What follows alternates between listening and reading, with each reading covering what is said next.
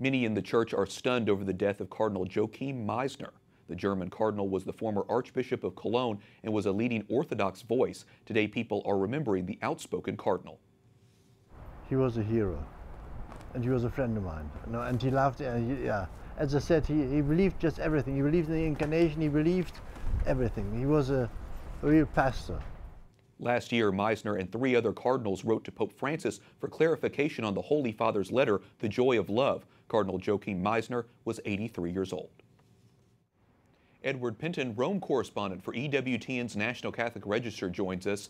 Edward, Cardinal Meisner's death has come as a surprise. What do we know about how he passed away?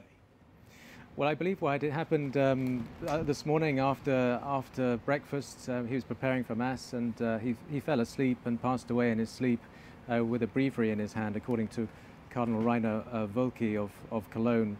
But it was unexpected. I didn't think he had any particular illness that we knew of, so it came as quite a shock, especially to the Church in Germany as well. Tell us a little bit about Cardinal Meisner's background for people who are unfamiliar. Well, Cardinal Meisner grew up in what was communist Eastern Germany, and of course a town which was German and is now Polish, became Polish after the Second World War. So he had a lot of experience of growing up under communism, of dealing with dictatorships, and that's what really gave him the fire in his belly, if you like, to defend the Church's teaching on so many issues, particularly the life issues. And so that was his background. He's very close to John Paul II, and particularly close to Benedict XVI. In fact, I understand he only spoke to him only yesterday, to Benedict XVI, just before he died. Well, as you mentioned, Cardinal Meisner was highly regarded in the Church for being a strong defender of the faith. How did he stand up for Church's teaching? Well, he really stood up for the life issues, as I said, particularly abortion and euthanasia. He was very strong on criticizing secularism and the effect of secularism on society.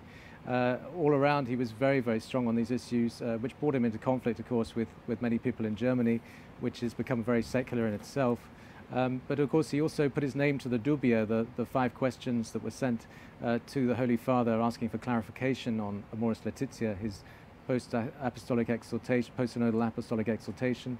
And one of those cardinals who also put his name to it, Cardinal Burke, praised him and gave tribute to him today as well, saying that he was a good and faithful servant who had inspired him deeply. How does Cardinal Meisner's death now impact the College of Cardinals? Well, he was over 80, so that means he wouldn't have had a vote in the next conclave. But he was 83 when he died.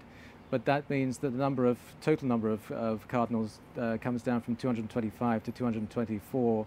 But as I say, he wasn't going to vote. But he was one of John Paul II's appointments as cardinal, and so it's an end of an era in many ways in that sense. Yes, and I'm sure so many of our EWTN viewers will be praying for the repose of his soul. Edward Penton, Rome correspondent for EWTN's National Catholic Register. Thanks so much for the update, Edward. Thanks, Wyatt.